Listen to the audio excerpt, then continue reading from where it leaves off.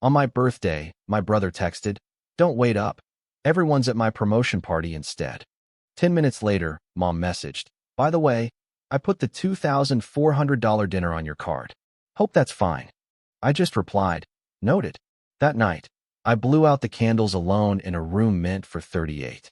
At 2alpha.mu, I dropped a link in the family group with one line. Watch this before sunrise. I, 34M, sat in the private dining room I'd reserved 3 months in advance, watching the candles on my birthday cake melt into misshapen lumps of wax. The restaurant staff had stopped making eye contact with me around 9 p.m. It was now 11:47. 38 chairs surrounded the table, every single one empty except mine. The text from my brother had come at 6:30 p.m., right when everyone should have been arriving. He told me not to wait up because everyone was at his promotion party instead. No apology. No explanation of why a promotion party was scheduled on my birthday. Just a casual announcement, like he was telling me he'd be 5 minutes late. I'd stared at my phone, reading it 3 times before the words actually registered. 10 minutes later, Mom's message came through. She mentioned, almost as an afterthought, that she'd put the $2,400 dinner on my card since I'd given it to the restaurant for the deposit anyway. She hoped that was fine.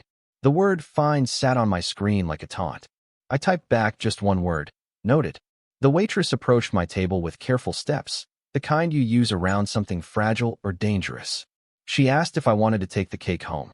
I told her yes and sat there while she boxed it up, the sounds of laughter and celebration filtering in from the main restaurant. Other people's birthdays. Other people's families. I drove home with the cake in the passenger seat, still in its box.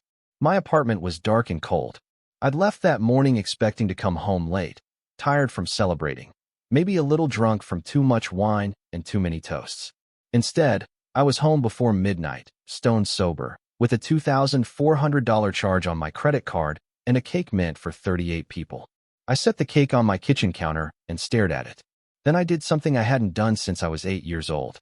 I lit the candles, all 34 of them, and I sang happy birthday to myself in a quiet voice that barely filled my tiny kitchen. I blew them out alone, making a wish I knew wouldn't come true. The wish was for things to have been different, for my family to have shown up, for someone, anyone, to have chosen me. But sitting there in the dark with smoke curling up from extinguished candles, something shifted inside me. The hurt started crystallizing into something harder, something with edges.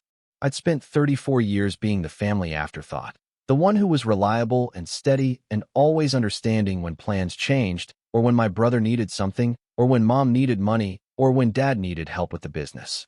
I was the one who showed up, who remembered, who made sure everyone else was taken care of.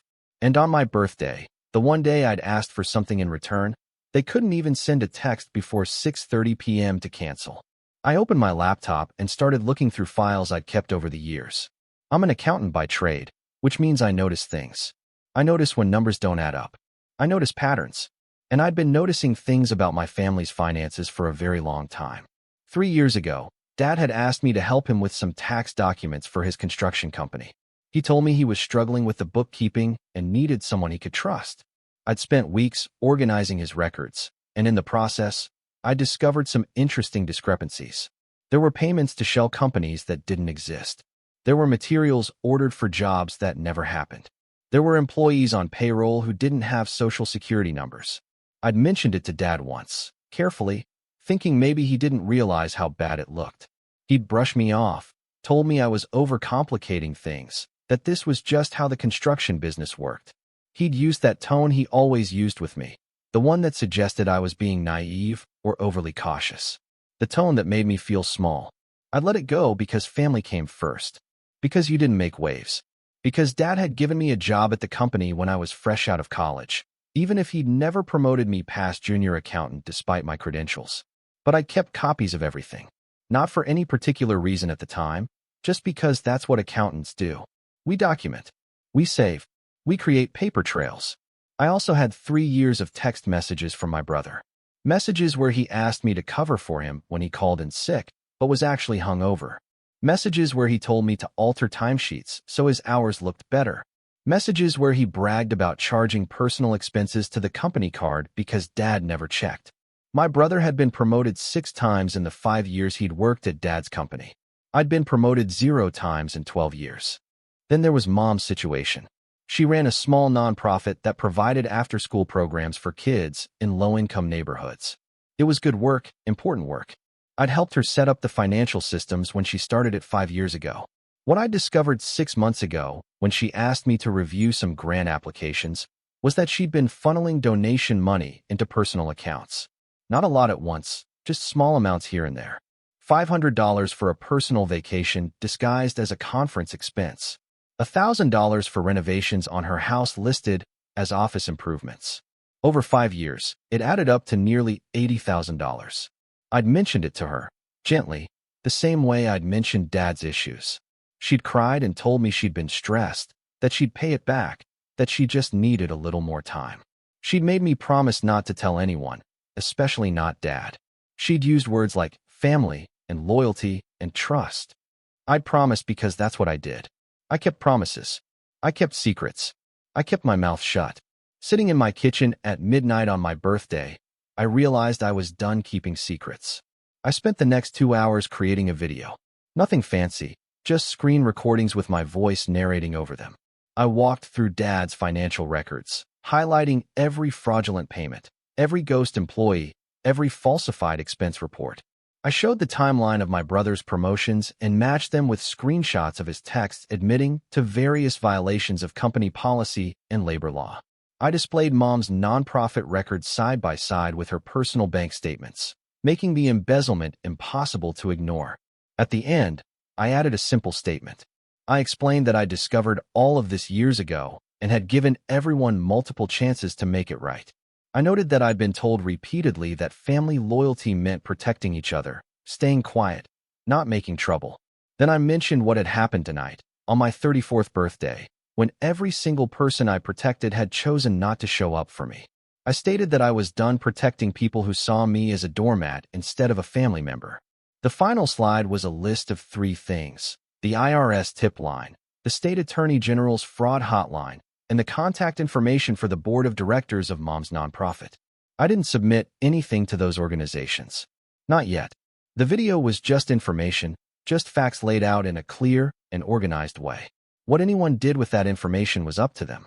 I uploaded the video to a private YouTube link and scheduled it to go public at 5 a.m.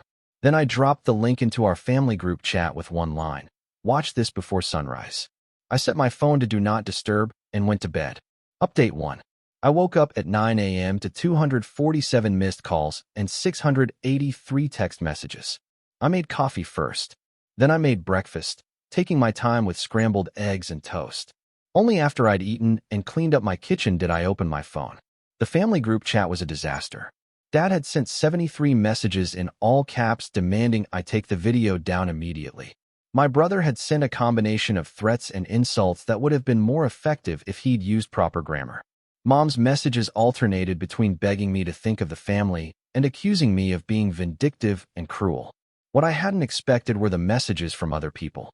My uncle, Dad's brother, had apparently been added to the group chat at some point during the night. He'd watched the video and had some questions about the company finances. 2 of my cousins had reached out privately, saying they'd invested money with Dad and wanted to know if their investments were part of the fraud. A family friend who served on the board of Mom's nonprofit had sent a brief message saying the board would be convening an emergency meeting. My brother's message at 7 a.m. stood out. He told me I was dead to him, that I destroyed the family over a stupid birthday party, that I was pathetic and petty and would regret this for the rest of my life. I replied to the family chat with a simple message. I told them I'd regret it about as much as they regretted missing my birthday. Then I turned my phone off and went to the gym. When I got back 2 hours later and turned my phone back on, the tone had shifted. Dad's messages were now asking me what I wanted, what it would take to make this go away. He was offering me a promotion, a raise, a stake in the company. Mom was promising to pay back everything she'd taken, with interest. My brother had stopped messaging entirely. I didn't respond to any of them. Instead, I called a lawyer whose contact information I'd looked up the week before. I'd been thinking about this longer than I'd admitted to myself. The birthday had just been the final push. The lawyer listened to my story and asked if I had documentation. I told her I had everything. She asked what I wanted to happen. I told her I wanted immunity from any legal consequences since I'd been tangentially involved in the business, and then I wanted to cooperate fully with whatever investigations resulted from this. She said she could work with that. By 5 p.m., I'd signed a retainer agreement and sent her copies of all my files. By 8 p.m., my lawyer had contacted the appropriate authorities and negotiated an immunity agreement in exchange for my testimony and documentation. By 11 p.m., I got a call from Dad. I answered because I was curious what he'd say. His voice was different than I'd ever heard it before. He wasn't angry anymore. He sounded tired and old. He asked me why I was doing this to him, to the family. He said he'd given me a job, a career, a place in the business. I reminded him that he'd given my brother 6 promotions while giving me none despite having better credentials. I mentioned the birthday party again. He told me I was being ridiculous, that I was throwing away my family over one missed dinner. I asked him if he knew how much the dinner cost. He went quiet. I told him it was $2,400, charged to my credit card without my permission. I asked him if he'd wished me happy birthday at any point in the day. More silence. Then he said something that almost made me feel bad. He told me I was supposed to be the good one, the one who held the family together, the one they could count on, the one who understood that family came first. I told him that family should go both ways and hung up. Update 2. 3 weeks later, federal investigators raided Dad's construction company. They seized records, computers, and files going back 15 years. Dad was arrested on fraud and tax evasion charges. His bail was set at $500,000. My uncle refused to post it. My brother tried to liquidate company assets to cover it, only to discover that the company's accounts had been frozen. Dad stayed in jail for 4 days before a bail bondsman took the case. When he got out, he tried to call me. I didn't answer. Mom's nonprofit was dissolved by the board of directors. They'd conducted an internal investigation and found even more irregularities than I'd documented. She was facing embezzlement charges and would likely lose her teaching license. She'd been working part-time at an elementary school to supplement the nonprofit income, and the school district didn't want the liability of keeping her on staff. My brother was fired from Dad's company by the interim management team the court appointed. Turns out when you've only ever gotten ahead through nepotism and fraud, you don't have many marketable skills. He'd sent me one final message calling me a traitor and telling me I'd better watch my back. I forwarded that message to my lawyer, who forwarded it to the police. He got a visit from 2 officers who explained the concept of criminal threats to him. I'd expected to feel guilty. That's what I'd been trained to feel my entire life, whenever I prioritized myself over family harmony. But sitting in my apartment, eating takeout and watching a documentary about financial crimes, I felt something I hadn't felt in years. Peace. My cousin reached out, the one who'd invested with Dad. She wanted to meet for coffee. I agreed, curious about what she'd say. We met at a cafe near my apartment, and she'd brought her husband. They both looked exhausted. She told me they'd put $50,000 into what Dad had described as a guaranteed real estate investment. They'd been planning to use the returns to fund their daughter's college education. Now they were trying to figure out if they'd lost everything. Her husband asked me point blank if I'd known the investments were fraudulent when I helped Dad with the books. I told them the truth. I discovered the fraud 3 years ago and had told Dad it needed to be fixed. He'd brushed me off. I'd told him again 6 months later, and he'd accused me of not understanding the construction business. I hadn't known about the specific investment scheme he'd sold to family members, but I'd known the company finances were built on fraud. My cousin's husband asked why I hadn't said something sooner. It was the question I'd been asking myself for 3 weeks. I told them I'd been trained since childhood to believe that protecting the family came first, that loyalty meant silence, that love meant covering for people even when they were wrong. My cousin surprised me by reaching across the table and squeezing my hand. She told me she didn't blame me.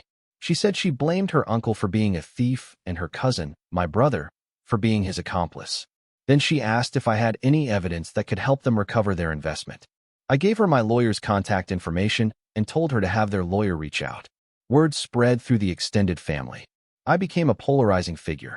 Half the family thought I was a hero for exposing the fraud.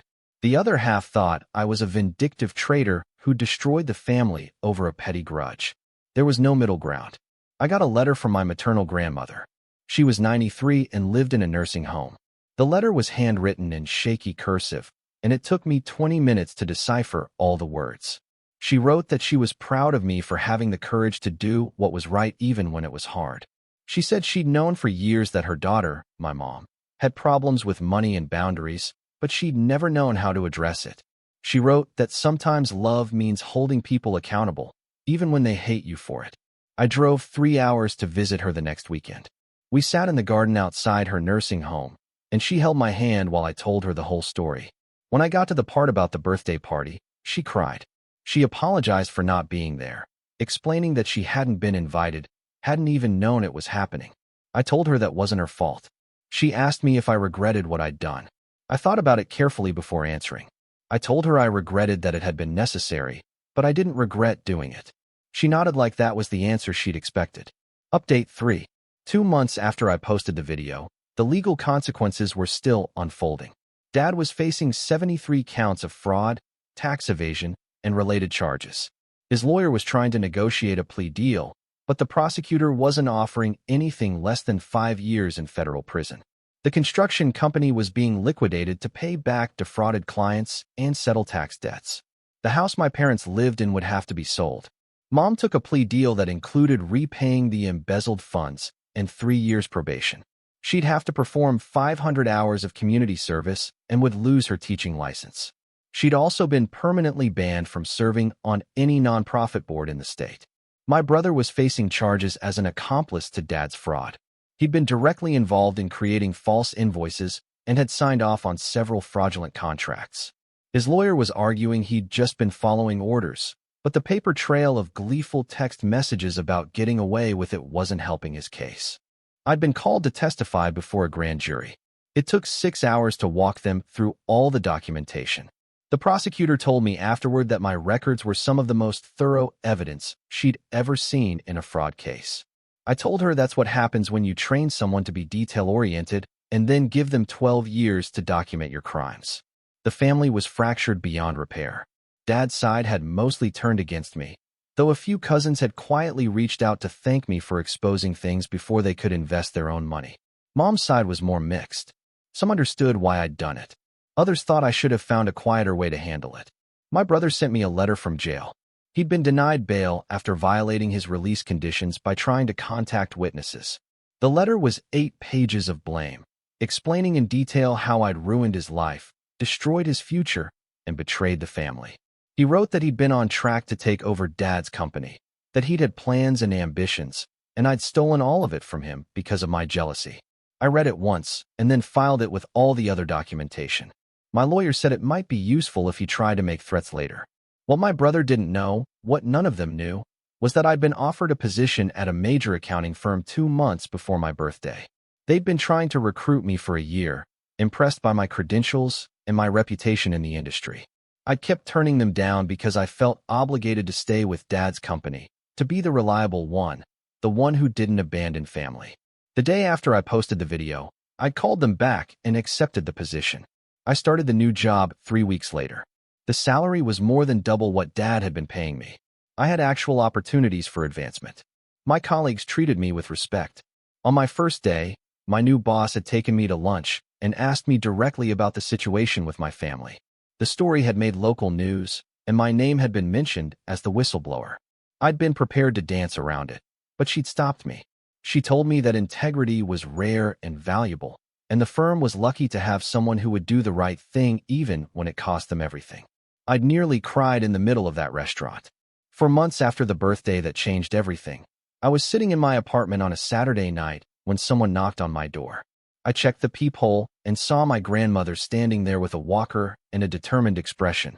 I opened the door immediately and asked her how she'd gotten there. She told me she'd taken an Uber, and I'd better invite her in before she got tired of standing. I helped her to my couch and made her tea while she caught her breath. She'd come to tell me something she should have said years ago. She explained that when my mom was growing up, my grandmother had always prioritized keeping the peace over addressing problems. When Mom stole money from her purse as a teenager, Grandmother had hidden it.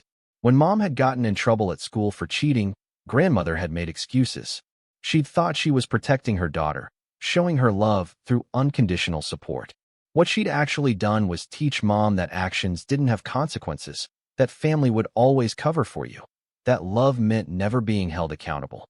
And Mom had passed those same lessons to me and my brother. My grandmother said she'd watched me grow up being the responsible one, the reliable one, the one who cleaned up everyone else's messes. She'd seen me sacrifice my own needs and wants over and over to keep the family happy.